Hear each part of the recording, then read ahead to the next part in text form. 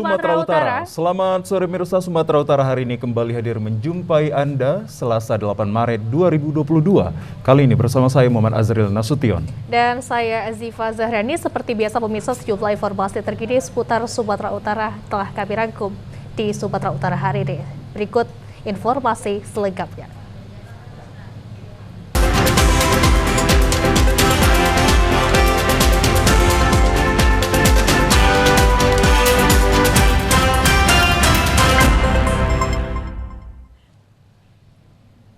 Pemirsa, petugas kepolisian akhirnya berhasil menangkap pelaku pengeroyokan seorang jurnalis di salah satu kafe Coffee Mandeling pada Jumat malam kemarin.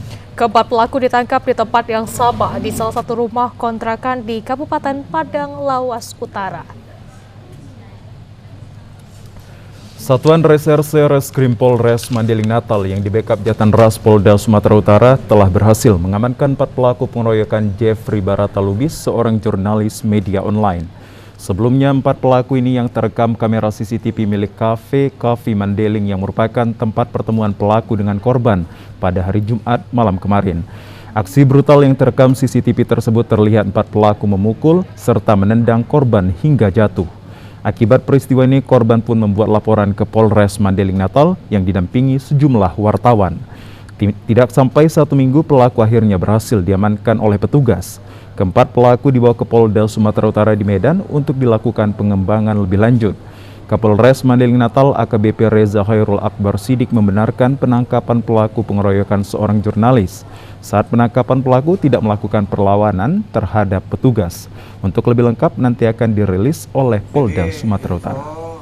Tadi siang jam 11 tim kita di backup dari Polda sudah berhasil menangkap keempat pelaku penganiayaan secara bersama-sama terhadap wartawan Mandina. Itu di mana Bang lokasi Bang kalau boleh tahu? Tadi di Kabupaten Paluta, Padang Lawas Utara tadi. Ya. Itu mereka berkumpul berempat di situ atau berpencar atau seperti apa? Ya, jadi langsung di satu lokasi mereka masih berkumpul, tidak berpencar-pencar. Jadi tim langsung menemukan di satu lokasi. Kita ke informasi lainnya pemirsa. Kepolisian Polres Mandeling Natal sejak pagi tadi sudah mulai melakukan penyidikan terhadap insiden gas beracun yang mengakibatkan 62 orang warga desa dirawat di rumah sakit. Petugas unit identifikasi Polres Mandeling Natal mulai dari tempat kejadian perkara dan memintai keterangan dari korban. Tak satupun karyawan yang beraktivitas di lokasi sumur Wellpet 50 milik perusahaan Sorik Berapi Geothermal Power karena sudah diberhentikan sementara agar mempermudah petugas untuk melakukan penyidikan di olah tempat kejadian. Petugas unit identifikasi Polres Mandeling Natal yang melakukan penyidikan di lokasi tempat kejadian perkara tidak terlihat karena pintu masuk ke lokasi ditutup rapat dan dikawal Brimob. Petugas yang melakukan penyidikan lokasi sumur yang baru diuji coba ini masih terus mengumpulkan data, di mana sebelumnya sumur di Blok Wellpet ini juga mengeluarkan gas hidrogen sulfida yang mengakibatkan kondisi warga di sekitar lokasi mengalami muntah, pusing, dan lemas. Akibat insiden ini sebanyak 56 warga dilarikan ke rumah sakit. Penyidikan yang dilakukan petugas ini masih mengumpulkan data di tempat kejadian, memintai keterangan korban, dan sudah membuat garis polis line di lokasi.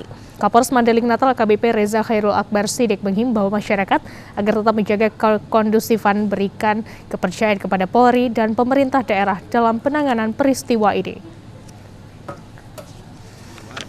Laporan polisi, kemudian tim melaksanakan penyelidikan, kemudian melakukan polis lain di TKP, dan hari ini dilakukan pemeriksaan terhadap para warga yang terkena ataupun terpapar H2S. Sementara itu, pasca insiden gas beracun H2S dari uji coba pembukaan sumur Wellpet milik perusahaan Sorik Berapi Geothermal Power, kini kondisi desa sudah aman serta kondusif. Sebagian warga dirawat di rumah sakit akibat dampak gas beracun sudah pulang ke rumah dan beraktivitas seperti biasanya. Beginilah kondisi suasana desa Sibanggor Julu, Kecamatan Puncak Sorik Marapi, Kabupaten Mandailing Natal, Sumatera Utara, pasca insiden gas beracun. Diduga gas hidrogen sulfida atau H2S keluar dari salah satu kegiatan uji coba pembukaan sumur dari blok AAE 50 milik perusahaan pembangkit listrik Sorik Marapi Geothermal Power. Sebelumnya, kepanikan warga saat peristiwa insiden gas beracun yang mengakibatkan puluhan warga dilarikan ke rumah sakit karena mengalami muntah, pusing, bahkan tidak sadarkan diri disebabkan menghirup polusi udara dari H2S tersebut. Kini kondisi desa terpantau aman dan kondusif, warga sudah mulai beraktivitas seperti sedia kala. Namun sebagian warga masih berdatangan melakukan pengecekan kesehatan di posko kesehatan yang didirikan oleh pemerintah. Kepala Desa Sibanggor Julu, Awaludin Nasution mengakui bahwa sebelumnya pihak perusahaan telah mengumumkan himbauan melalui toa masjid dan berkeliling di desa bahwa kegiatan pembukaan sumur di Welpet yang tak jauh dari desa ini. Meski desa ini sudah berada di luar radius 300 meter, namun gas H2S tersebut masih berdampak kepada masyarakat di desa Sibanggor Julu yang mengakibatkan 58 warga dirawat di rumah sakit. Di rumah sakit sudah pada pulang? Sebagian sudah ya? Dari yang rumah sakit Permata Madinah sudah pulang, dan hari ini mungkin dari rumah sakit umum juga akan pulang. Yang kritis nggak ada ya? Kalau yang kritis tidak ada. Kemarin juga yang masuk rumah ruangan ICU semalam, tapi katanya hanya sebentar aja. Dari 58 orang yang dirawat di rumah sakit, 23 orang sudah sembuh dan telah pulang ke rumahnya, sedangkan 35 orang lagi masih dirawat di rumah sakit dan sudah berangsur membaik. Sementara kompensasi pihak perusahaan kepada masyarakat hingga sampai saat ini belum ada tindakan maupun upaya negosiasi dari perusahaan tersebut.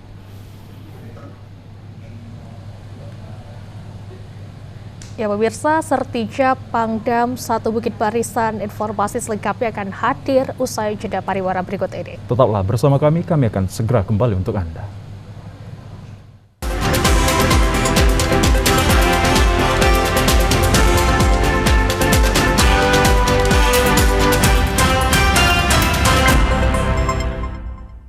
Ayo, cegah stunting.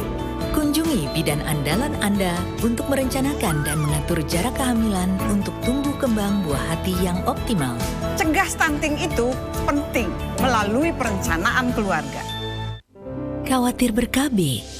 Tunda kehamilan dan raih cita-cita dengan Andalan FA. Andalan laktasi untuk ibu menyusui. Ber-KB itu mudah. Andalan pilihan perempuan Indonesia.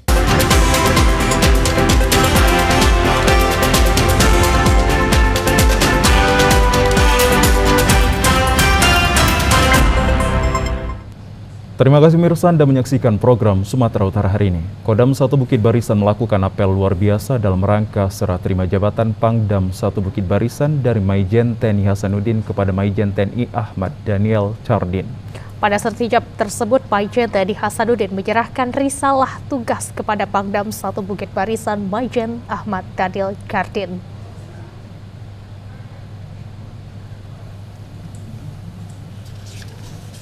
Pangdam 1 Bukit Barisan, Mayor Jenderal TNI Ahmad Daniel Chardin mengatakan, serah terima jabatan di jajaran TNI Angkatan Darat merupakan bagian dari dinamika organisasi yang berkaitan dengan pembinaan personil untuk meningkatkan kualitas kinerja dan produktivitas organisasi serta mengembangkan karir bagi TNI Angkatan Darat. Dikatakan pada hari Senin 7 Maret 2022 telah menerima tugas wewenang dan tanggung jawab jabatan sebagai Pangdam 1 Bukit Barisan dan hari ini menerima risalah dari Maijen TNI Hasanuddin yang dijadikan referensi serta acuan untuk melaksanakan tugas sebagai Pangdam 1 Bukit Barisan. Dikatakan sebagai pejabat baru memberikan penghargaan yang tulus kepada Maijen TNI Hasanuddin atas pelaksanaan tugas dan pengabdiannya dalam membina kesatuan dan wilayah Kodam 1 Bukit Barisan. Pangdam mengatakan Mayor Jenderal TNI Hasanuddin telah meletakkan dasar-dasar yang kuat dalam pembinaan satuan sekaligus landasan dalam menyongsong tugas di masa mendatang.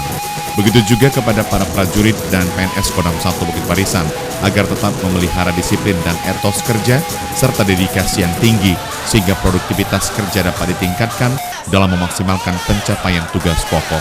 Ia berjanji akan melanjutkan tugas yang sedang berlangsung untuk mewujudkan visi misi yang sudah ada. Tugas saya sebagai Pangdam ini tinggal melanjutkan apa yang sudah diprogramkan, ya, mempercepat apa yang masih lambat, memperbaiki yang mungkin yang kurang baik. Jadi kalau semua Panglima punya visi masing-masing, nanti Angkatan Darat ini tidak menjadi satu kesatuan, satu komando. Oleh karena itu, ya visi saya melanjutkan, mendukung apa yang menjadi tugas pokok Angkatan Darat di wilayah Kodam 1 Bukit Barisan. Kita ditugaskan untuk menselaraskan pembangunan yang dilakukan oleh pemerintah dan pemerintah daerah itu melalui pendekatan kesejahteraan. Kita akan selaraskan dengan pembangunan yang dilakukan oleh jajaran TNI termasuk Kodam yang dilakukan dengan pendekatan keamanan, sehingga sejahtera dengan aman itu menjadi dua sisi mata uang, ya, yang tidak bisa terpisah. Maijen TNI Hasanuddin mengucapkan selamat atas jabatan baru kepada Maijen TNI Ahmad Daniel Chardin sebagai Pangdam 1 Bukit Barisan dan berharap sukses melaksanakan tugas demi memajukan Kodam 1 Bukit Barisan lebih baik lagi di masa mendatang. Maijen TNI Hasanuddin mengatakan selama 15 bulan menjabat sebagai Pangdam 1 Bukit Barisan melaksanakan tugas dengan penuh dedikasi yang tinggi. Untuk itu diharapkan kepada seluruh prajurit dan pegawai negeri sipil agar dedikasi tersebut dapat terus ditingkatkan dalam pelaksanaan tugas di bawah kepemimpinan Pangdam yang baru. Saya sangat bangga dan terhormat menjadi bagian dari prajurit Kodam 1 Bukit Barisan yang luar biasa. Saya selalu berpesan kepada para prajurit saya tetaplah melakukan yang terbaik, sehingga kita mengabdi menjadi abdi negara merupakan pilihan. Pada rekan-rekan media saya titip sampaikan salam hormat saya dan terima kasih atas kerjasama kita selama ini bersinergi dalam rangka rekan-rekan media telah mensosialisasikan, mengedukasi masyarakat khususnya dalam rangka pandemi COVID-19 yang kita hadapi sekarang. Sekali lagi salam hormat saya, salam bangga saya kepada semuanya, seluruh masyarakat Sumatera Utara, sehingga masyarakat Sumatera Utara semakin maju, semakin baik. Kami bagian dari pemerintahan daerah yang disampaikan oleh Bapak Panglima Kodam 1. Ya pemirsa, mengajarkan cinta kepada Al-Quran merupakan kewajiban bagi setiap umat muslim. Selain menumbuhkan rasa cinta kepada Al-Quran, membaca dan menghafal kitab suci Al-Quran dapat menjadi panduan hidup bagi umat muslim di dunia. Hal itulah yang ditunjukkan oleh Hafiz Quran penyandang disabilitas Medan, Revan dan Revin dalam acara roadshow Everyone Can Be Hafiz yang digelar di Masjid Ar-Rahman Perguruan Al-Azhar Medan sekaligus bertepatan dengan peringatan Isra Mi'raj 1443 Hijriah. Dalam acara tersebut, Hafiz Quran, Revan dan Revin menunjukkan kebolehannya dalam menghafal 30 juz kitab suci Al-Quran serta melanjutkan pelafalan ayat suci Al-Quran yang sebelumnya sudah dibacakan oleh salah seorang siswa Al-Azhar Medan. Pembina Yayasan Perguruan Al-Azhar Medan, Haji Mahyuzar Nasution mengatakan dengan adanya Revan dan Revin sebagai penghafal 30 juz kitab suci Al-Quran, diharapkan para siswa-siswi Perguruan Al-Azhar Medan dapat mengikuti jejaknya. Karena dengan segala keterbatasan yang ada, tidak menghalangi semangat Revan dan Revin dalam menghafal Al-Quran. Ia juga mengatakan pentingnya dalam menghafal Al-Quran bagi umat muslim dapat menjadi pedoman hidup bagi umat muslim sekaligus menimbulkan cikal bakal generasi penghafal Al-Quran Sumatera Utara di masa yang akan datang. Memberi pencerahan kepada siswa-siswi kami agar nantinya diharapkan mereka siswa-siswi kami ini atau generasi muda Indonesia ke depan menjadi generasi yang mencintai Al-Quran, generasi Qurani. Mudah-mudahan ini bisa menjadi cikal bakal maupun tauladan bagi masyarakat Sumatera Utara. Sementara itu, Ustadz Fadli Sudiro yang sekaligus mendampingi Hafiz Al-Quran Revan Revin mengatakan saat ini perkembangan hafal Al-Quran di setiap kabupaten kota yang ada di Sumatera Utara sudah mulai menunjukkan grafik yang meningkat karena di setiap sekolah sudah mulai menerapkan pembelajaran dalam menghafal Al-Quran.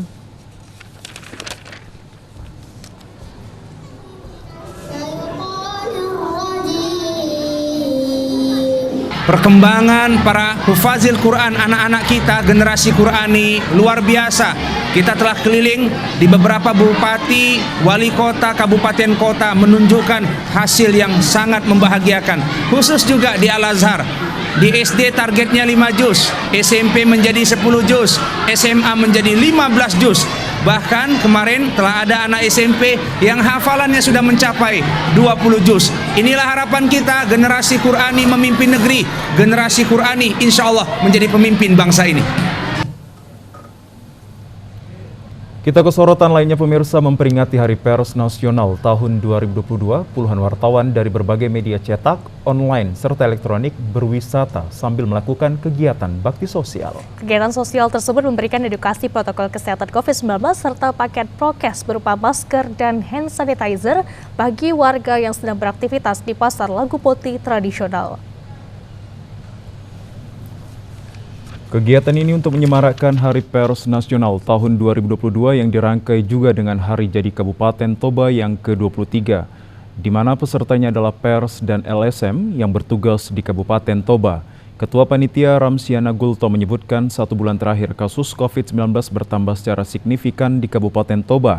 Sebagai komunitas pers dan LSM peduli berharap seluruh masyarakat Toba sadar prokes serta Pasar Lagu Poti sebagai salah satu tempat berkerumunan menjadi sasaran kegiatan sosial tersebut.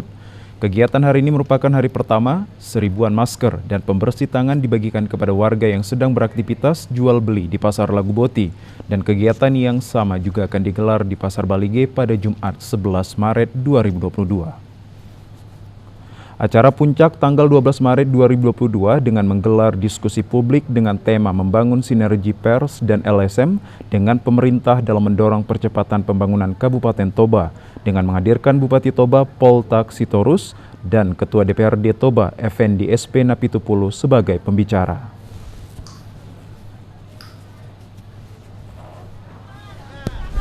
Dalam rangka peringatan Hari Pers tahun 2022, kita melakukan aksi sosial berupa pembagian masker dan hand sanitizer di beberapa titik keramaian. Salah satunya adalah hari ini di Pasar Lagu Poti. Kenapa kita memilih Pasar Lagu Poti? Karena memang salah satu penyebaran COVID yang semakin meningkat di Toba adalah dari pasar. Maka kita menyasar ke pasar. Sasaran kita adalah pengunjung dan penjual yang tidak mengenakan masker.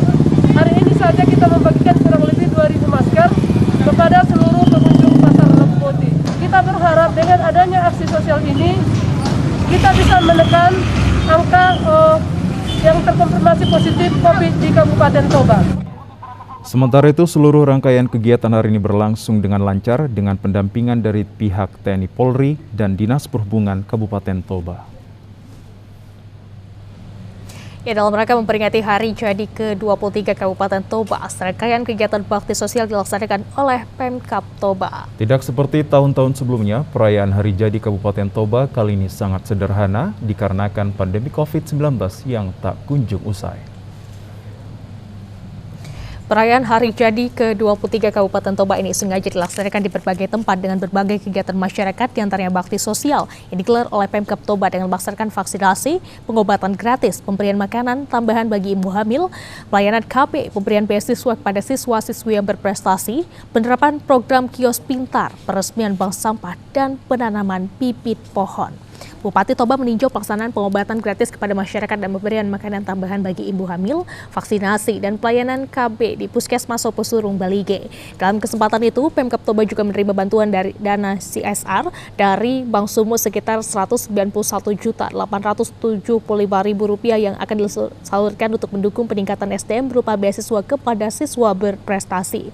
Sebanyak 675 siswa SD berprestasi penerima beasiswa CSR PT Bank Sumut dengan besaran dana masing-masing Rp225.000 dan 100 siswa SMP dengan besaran dana Rp400.000. Di lokasi yang sama, Bupati juga meninjau pemanfaatan kios pintar, suatu media pembelajaran berbasis digital, di mana dalam aplikasi ini berisi lebih dari 200.000 buku, video pembelajaran, dan soal-soal tryout, format penilaian siswa, serta perangkat pembelajaran yang dibutuhkan oleh guru. Pada kesempatan ini, Bupati Toba melakukan dialog dengan siswa dan guru yang sedang memanfaatkan aplikasi Kipin guna menuju Toba bersih, dilanjutkan dengan meresmikan bank sampah Tarhilala.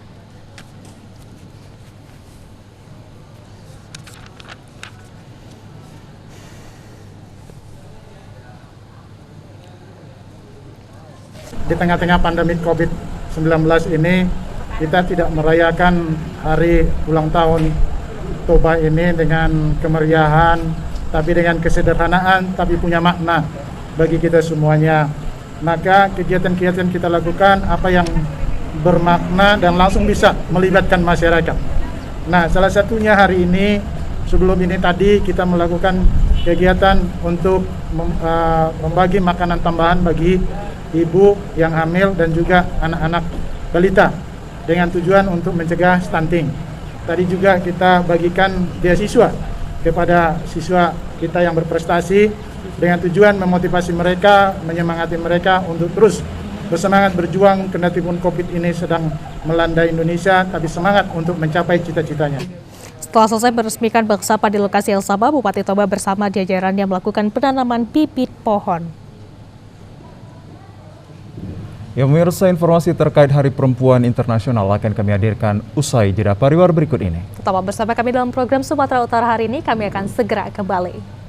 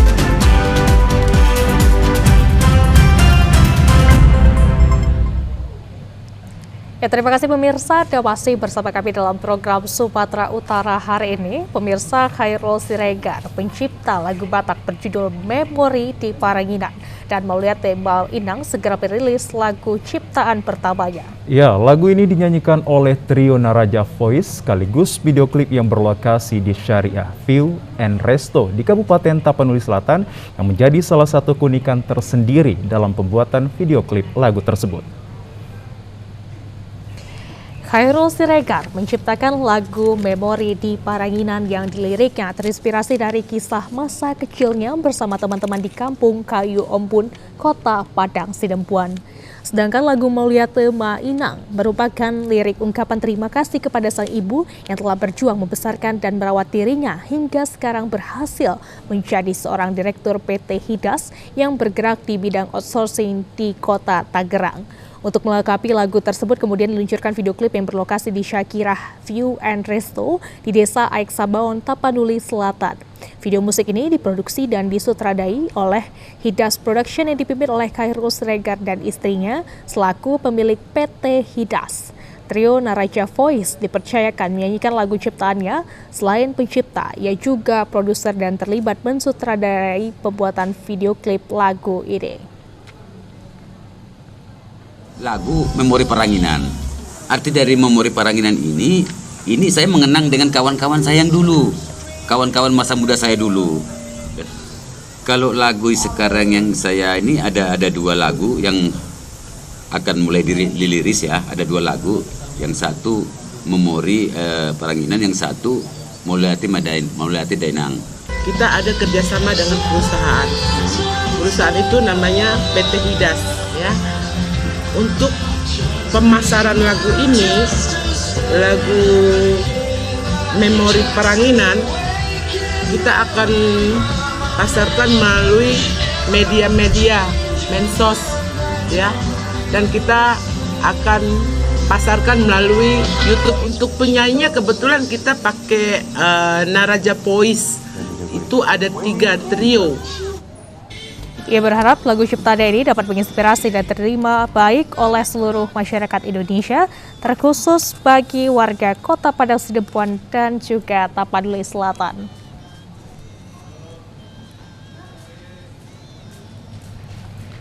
Ya pemirsa, Hari Perempuan Internasional atau International Women's Day yang diperingati setiap tanggal 8 Maret setiap tahunnya memiliki tujuan seluruh perempuan di dunia bebas dari diskriminasi. Ya, bagaimana perempuan Indonesia, khususnya perempuan Sumatera Utara menyikapi Hari Perempuan Internasional tahun ini? Kita akan terhubung dengan 2 narasumber kita, yaitu 2 perempuan Sumatera Utara, yakni Dina Lumban Tobing, Koordinator Women Crisis Center Sinceritas Pesada dan Ketua UMKM Sumut Ujiana Sianturi. Ya, halo, selamat sore Kak Dina dan juga Kak Ujiana. Halo, selamat sore. Ya, selamat sore. Selamat sore. Ya, baik. Selamat sore dan kami ucapkan sekali lagi selamat Hari Perempuan Internasional kepada Anda berdua. Kak Dina, ini terkait Hari Perempuan Internasional, topik apa yang sedang dilaksanakan dan relevankah jika dilaksanakan di Sumatera Utara? Siapa dulu? Saya dulu? Boleh, Kak Dina Lumban Tobing terlebih dahulu, kita ke Kak Dina. Jadi setiap tahun kan Hari Perempuan ini dirayakan dan PBB selalu mengeluarkan tema-tema tahunan. Misalnya tahun ini adalah Break the Bias.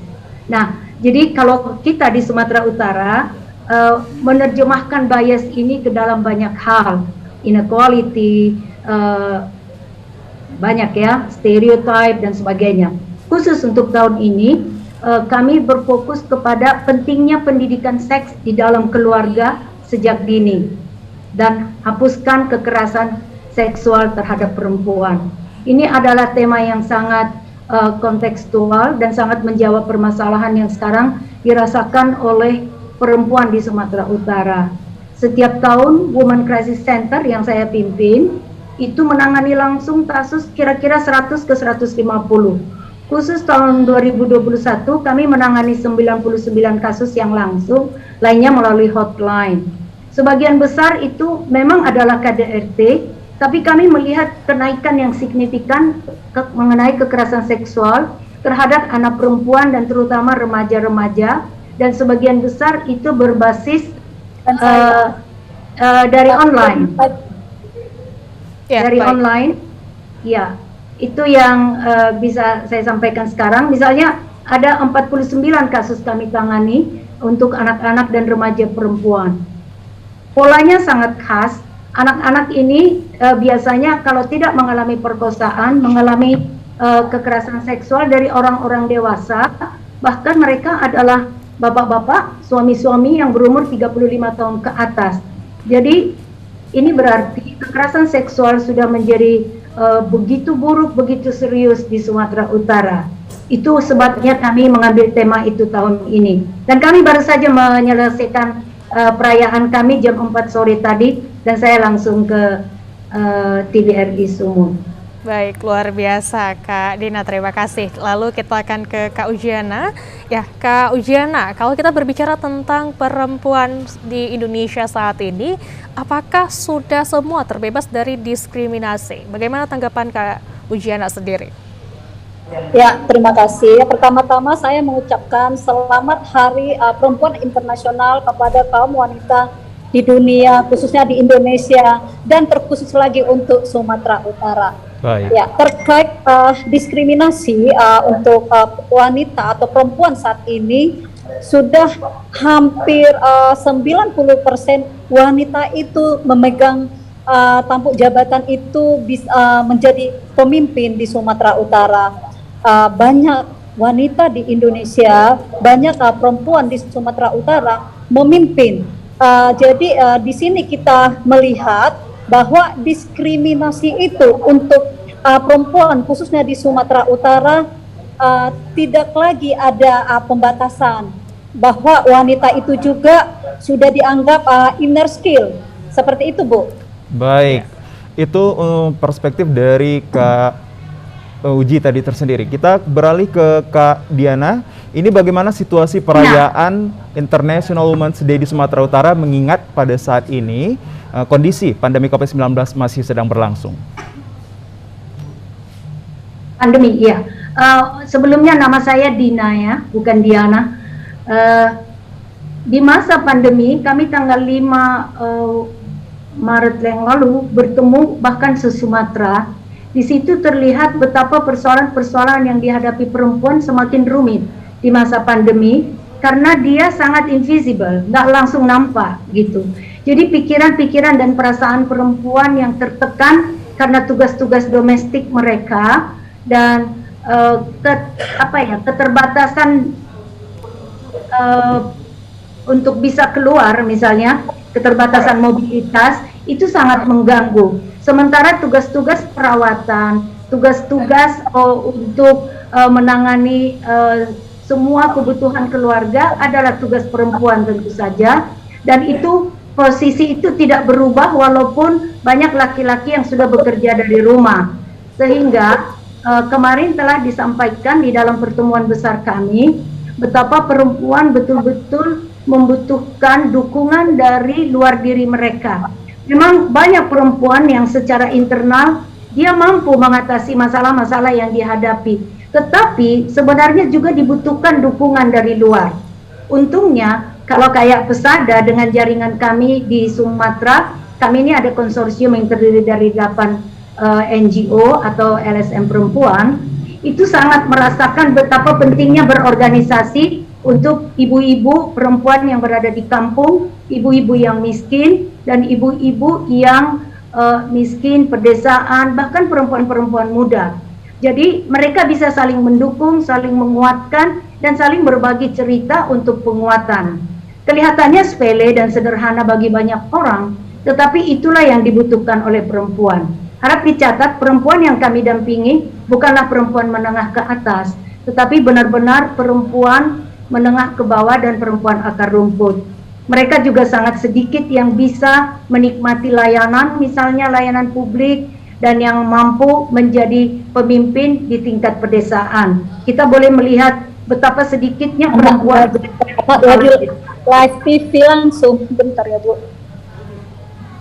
Betapa sedikitnya perempuan yang menjadi kepala desa, jadi perangkat desa, dan jangan kata lagi menjadi bupati ya. Jadi semacam itu, sehingga mereka memang mempunyai keterbatasan akses kepada kebijakan-kebijakan yang bisa melindungi mereka dari hak-hak mereka, termasuk membantu memproteksi mereka dari segala bentuk kekerasan, khususnya kekerasan seksual.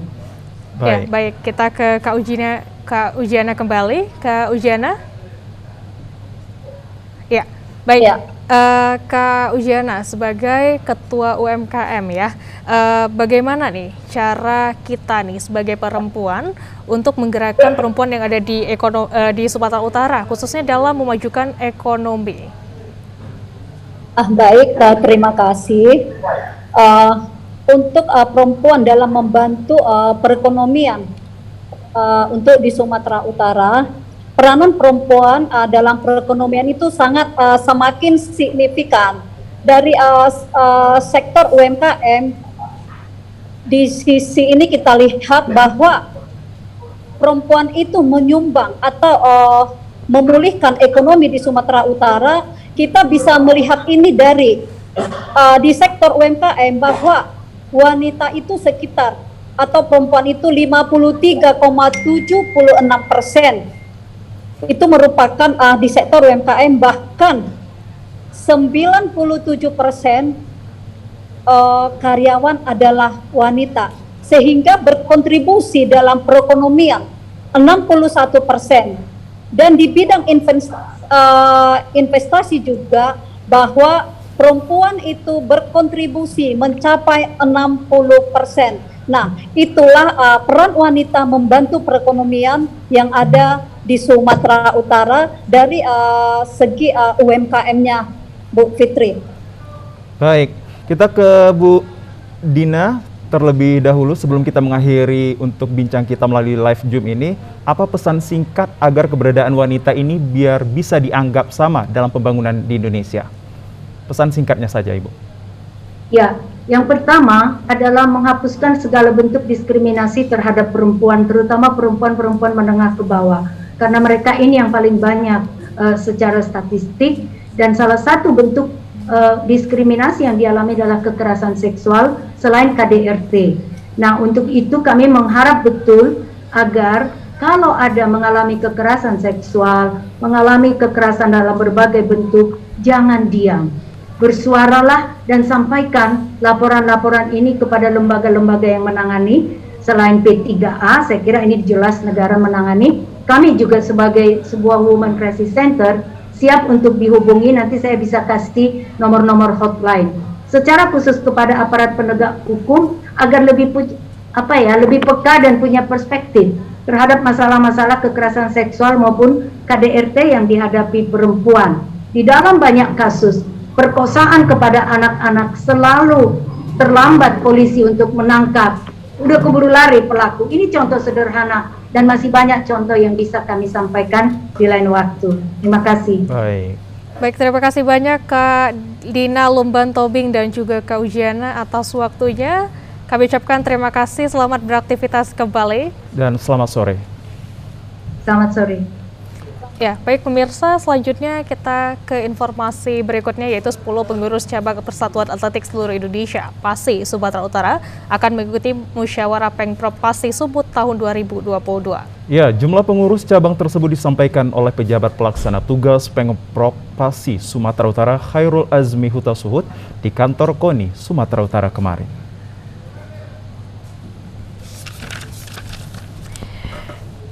Jumlah pengurus cabang tersebut disampaikan pejabat pelaksana tugas Pengprov PASI Sumut Khairul Azmi Hutasuhud di kantor KONI Sumatera Utara kemarin. Pejabat pelaksana tugas Pengprov PASI Sumut Khairul Azmi Hutasuhud menjelaskan pendaftaran untuk calon ketua umum dibuka mulai hari ini hingga Kamis tanggal 10 Maret di Sekretariat KONI Sumatera Utara. Bakal calon ketum Pengprov PASI Sumut ketika pendaftar harus memiliki atau mengantongi minimal 3 dukungan dari Pengcap yang masing-masing aktif serta surat pernyataan bersedia memimpin PASI Sumut 4 tahun ke depan. Khairul Azmi juga Sekum KONI Sumut mengingatkan saat mengambil formulir pendaftaran, kandidat dapat mengambilnya langsung. Namun jika berhalangan dapat diwakilkan dengan bawa surat kuasa atau mandat dari kandidat tersebut. Tapi untuk menyampaikan visi misi diwajibkan kandidat tersebut yang menghadiri atau menyampaikan visi misinya. Pendaftaran terbuka bagi siapa saja yang bertekad memajukan prestasi PASI Sumut ke depannya, apalagi tahun 2024 Sumut akan menjadi tuan rumah PON bersama Aceh.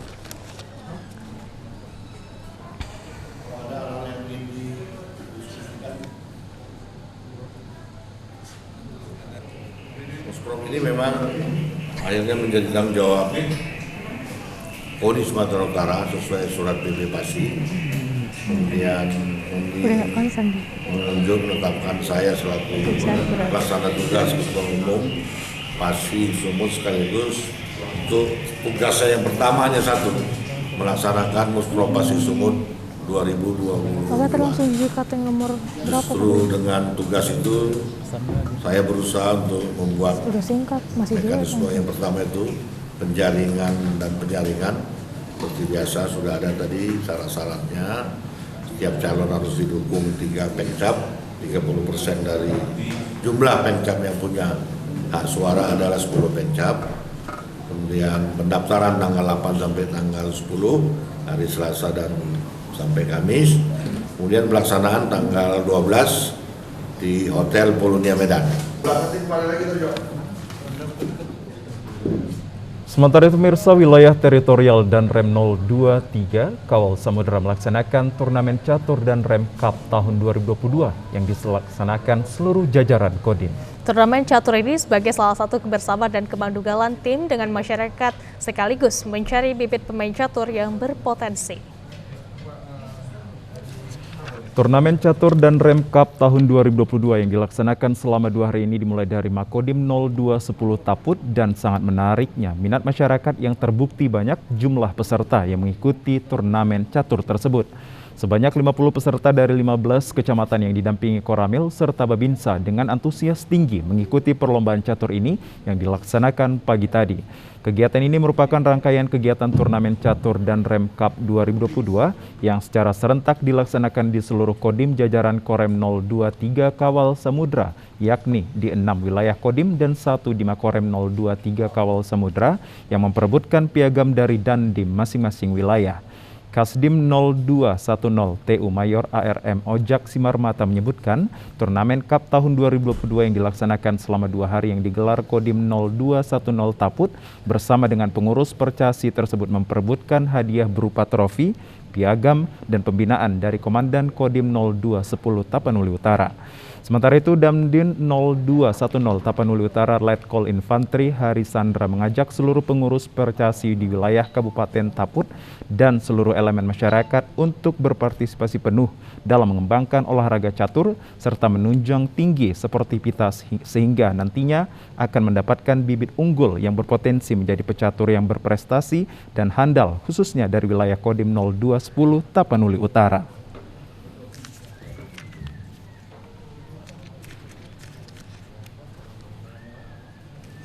Kegiatan ini dilaksanakan dalam rangka mencari bibit-bibit baru pecatur di setiap kabupaten. Ini juga menjadi wahana untuk mengetahui sejauh mana pecinta catur itu yang ada di wilayah 4 kabupaten, contohnya di wilayah Kabupaten Toba, Humbang, Samosir, dan Taput, bisa saling mengasah kemampuannya. Sehingga endingnya adalah nantinya apabila ada di event-event tingkat provinsi, bahkan sampai tingkat nasional, kita tidak kesulitan untuk mencari atlet-atlet catur.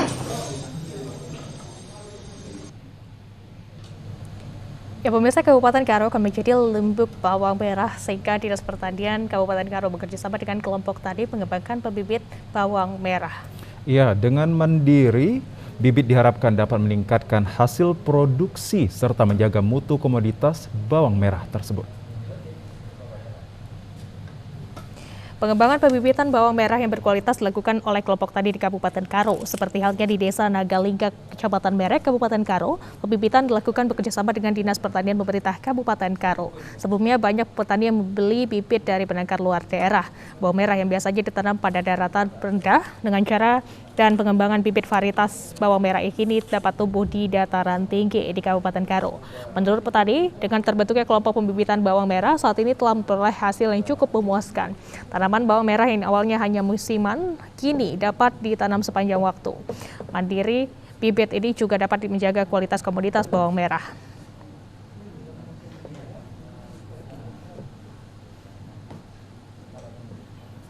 Ya, penangkaran benih bawang merah ini bisa dibilang Pak, taraf hidup ataupun peningkatan taraf ekonomi di tingkat petani di Kabupaten Karo ataupun di kecamatan ini bisa dibilang Pak menaik, istilahnya adalah peningkatan sedikit demi sedikit Pak. Memang kalau dulu di sini menanam bawang merah itu masih musiman, yaitu pada musim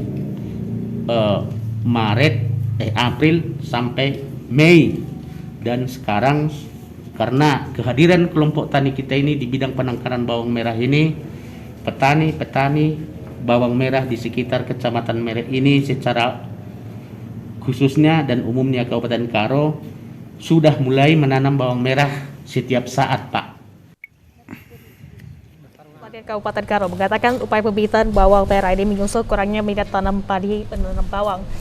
Hasil yang diperoleh cenderung sedikit karena bibit berasal dari wilayah lain yang rentan rusak akibat perbedaan cuaca dan kondisi tanah. Bahkan selama ini petani cenderung menjadi petani bawang merah musiman karena perbedaan cuaca dan kondisi tanah. Kurangnya pasokan bibit tanah untuk para petani. Dengan mandiri bibit yang telah ada di Kabupaten Karo, ini dapat menstabilkan masa tanam bawang, hasil produksi dan mutu komoditas. Kabupaten Karo menargetkan akan menjadi lumbung bawang merah untuk wilayah Sumatera Utara. Kita menuju Kabupaten Langkat, pemirsa. Sampan Dayung sebagai ikon dari masyarakat pesisir pantai yang ada di Kabupaten Langkat hingga kini masih dilestarikan. Seperti yang dilakukan masyarakat Desa Kelantan, Desa Perlis, Kecamatan Badan Barat ya, masih menggunakan transportasi Sampan Dayung menuju kota. Masyarakat Desa Kelantan dan Desa Perlis sebelum Indonesia merdeka masih mengandalkan transportasi Sampan Dayung untuk melakukan setiap aktivitas menuju kota. Mengenai jumlahnya, ada puluhan sampan dan sampan ini memiliki dermaga penyeberangan induk yang berada di Dermaga Lorong dan di Kecamatan Babalan, Kabupaten Langkat. Meski setiap menyeberang sungai dikenakan ongkos Rp3.000 untuk orang dewasa dan Rp2.000 untuk anak sekolah, namun masyarakat sekitar masih mempertahankan sampan dayung tersebut sebagai alat transportasi.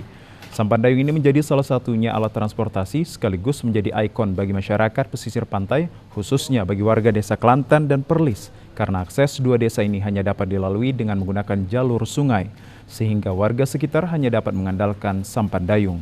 Sampan dayung ini juga merupakan mata pencaharian sehari-hari bagi beberapa warga desa, sehingga warga sekitar terus mempertahankannya. Salah seorang warga, Mahmud, mengatakan untuk menyeberangi sungai warga desa hanya menggunakan sampan dayung karena tidak adanya akses jalan serta jembatan yang menghubungkan kedua desa tersebut ke kota Pangkalan Berandan.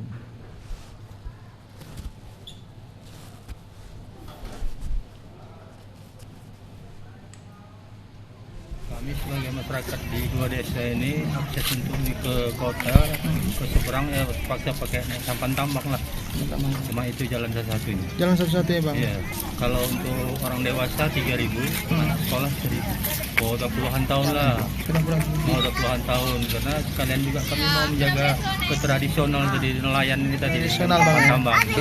Harapan kami masyarakat di Perlis ataupun di Kelantan, kami harapkan kepada pemerintah supaya membangunkan tangga naiknya ini dibantu gitu. Mudah ya, karena sering juga banyak korban juga yang udah jatuh gitu. Yang sudah jatuh Bang. Iya. Sementara itu, para penambang sampan ini berharap pemerintah daerah maupun pusat dapat memberikan bantuan kepada para penambang berupa sampan yang lebih layak dan lebih baik pula, mengingat keselamatan manusia harus lebih diutamakan. Setelah berhasil dan diuji coba menciptakan panel surya oleh siswa sekolah menengah kejuruan SMK swasta di Deli Serdang, kini merakit panel surya untuk disumbangkan ke warga tidak mampu. Ya, panel surya yang akan diinfakkan ini dengan daya 750 watt dan mampu menghidupkan beberapa lampu, kipas angin, dan rice cooker. Panel surya yang akan diinfakkan dengan daya 750 watt dan mampu menghidupkan beberapa lampu, kipas angin, dan rice cooker. Pembangkit listrik tenaga surya hasil karya para siswa yang dicobakan untuk fasilitas sekolah, diantaranya menggunakan komputer dan lampu penerangan ruang kelas. Untuk merakit pembangkit listrik tenaga surya dengan daya 750 watt ini, para siswa diawasi oleh guru pembimbing dan kepala sekolah. Tahap pertama, para siswa mengumpulkan berbagai komponen yang diperlukan untuk merakitnya, diantaranya menyatukan komponen interputable, power supply, MCB, inverter dari DC ke AC, baterai untuk menyimpan arus pada malam hari, kabel penghubung ke panel solar atau lembaga surya, solar charge controller. Menurut siswa kelas 12 teknik rekayasa SMK swasta Dwi Tunggal Ali Sujana menyebutkan proses awal potongan baja ringan yang telah disiapkan dilengketkan di sekeliling panel solar atau lempangan surya yang diletakkan di lokasi terik matahari. Setelah plat baja ringan menyimpan panas kemudian dialirkan melalui kabel listrik ke solar charge controller yang bertujuan agar arus listrik dapat tersimpan. Dari solar charge controller dihubungkan ke panel interputable, power supply, dan listrik sudah dapat digunakan untuk menyimpan energi cadangan pada saat matahari tidak maksimal, yang antaranya mendung dan malam hari. Para siswa menggunakan perangkat cadangan listrik darurat dengan baterai control unit. Ini pembuatan listrik tenaga surya dari guru pembimbing Sofian. Para siswa kelas 12 berterima kasih atas ide ini.